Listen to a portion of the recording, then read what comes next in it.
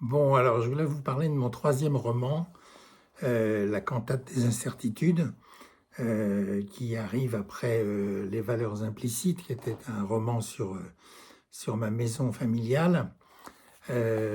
Ensuite, il y a eu Les passions adjacentes, qui étaient des nouvelles un petit peu sur des anecdotes assez cocasses et rigolotes sur le cinéma.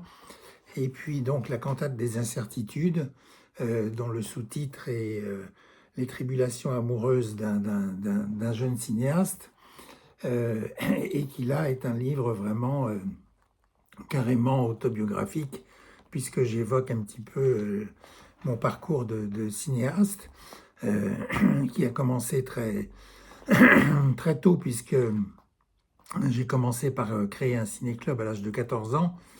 Et puis ensuite, j'ai fait un premier film à 20 ans qui m'a permis d'aller à Cannes découvrir le monde des professionnels du cinéma.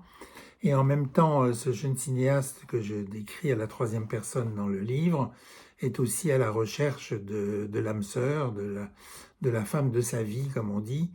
Et comme on le sait, est-ce que la femme de sa vie existe? Apparemment non. Mais enfin, néanmoins, ce jeune cinéaste essaie de rencontrer la femme de sa vie et provoque pour ça tout un tas de rencontres. Il commence par rencontrer une ouvreuse un petit peu nymphomane. Ensuite, il va aux États-Unis, à New York, où il est invité à Columbia University pour présenter ses films. De là, il se rend en Californie, donc à Hollywood, où il a l'occasion de rencontrer Coppola pour son 40e anniversaire. Et puis, il refait la route dans le sens inverse, donc ouest-est, pour retourner à New York par la route 66. Et là, il y a un épisode assez rigolo où il manque d'être, il faillit être shérif, donc ça c'est assez cocasse pour un cinéaste dans son CV d'être shérif, mais bon, en fait, comme il avait un film à tourner, il oublie cette possibilité-là et rentre en Europe où il est attendu dans un festival à Belfast. Voilà, et là, il rencontre une Suédoise qu'il essaie d'embarquer dans le cinéma pour écrire un scénario, mais manifestement, c'est pas du tout son truc. Il passe souvent ses soirées à la coupole, même si c'est, comment dire, sa fortune n'est pas très conséquente, mais il rencontre à la coupole un petit peu tout le gratin du cinéma, y compris même Mick Jagger, qu'il a l'occasion de rencontrer à cette occasion-là. Voilà, enfin bon, c'est plein d'aventures cocasses, drôles, étonnantes, qui arrivent à ce jeune cinéaste, y compris un prêtre qu'il rencontre, qui anime une maison de la culture pour favoriser les différents arts. Voilà. Ensuite, il croise sur sa route une jeune femme de Hongrie qui aimerait bien s'installer en France et qui vient s'installer chez lui. On se balade en petite culotte dans son appartement, prend des bains, sans pour autant avoir envie d'une histoire, d'une idylle avec lui. Voilà, et là ensuite il va dans un bar où il rencontre une sorte de garçon manqué, une jeune fille un peu genre Billy the Kid qui le séduit, avec qui il aurait une aventure un peu dangereuse.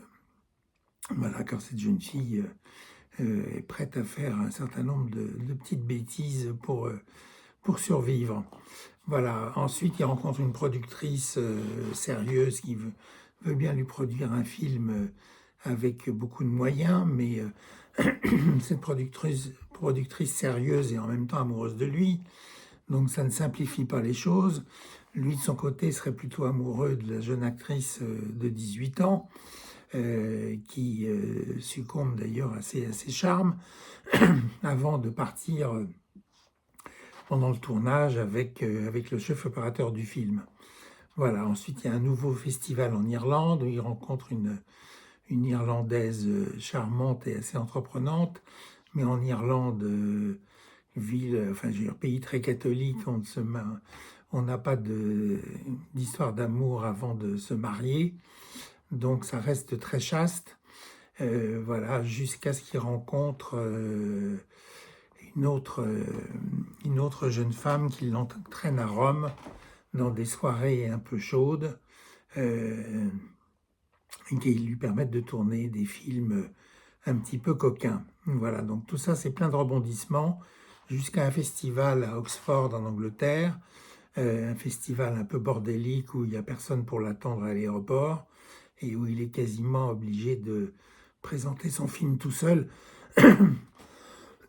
devant un public clairsemé parce que l'organisation laissait à désirer. Voilà. Ensuite, de retour à Paris, il rencontre une autre jeune femme fort séduisante, mais il ne se rend pas compte qu'en fait c'est une transsexuelle qui en plus est dangereuse parce qu'elle vit avec un tueur à gages.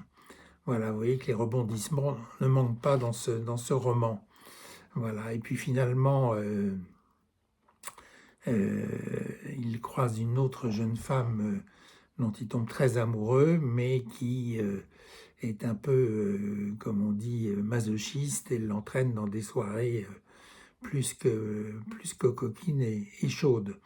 Voilà, donc c'est un roman sur, vous l'avez compris, sur le cinéma, mais aussi sur la quête de l'amour, la quête de la femme fatale, et on croise, grâce à cette recherche, tout un tas de personnages plus cocasses les uns que les autres, et l'ensemble finit par dresser un portrait plutôt amusant, drôle, distancié vis-à-vis de ce jeune héros qui est un peu quelque part un autre homme qui aimait les femmes, mais peut-être moins sage que celui de François Truffaut.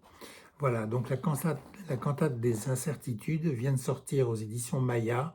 On le trouve sur les différents sites, sur Internet, et je serais très content que vous découvriez mes aventures dans ce troisième roman, en attendant le quatrième qui est en fin d'écriture. Voilà, merci de m'avoir écouté, et j'espère que ça vous donnera envie de lire la cantate des incertitudes.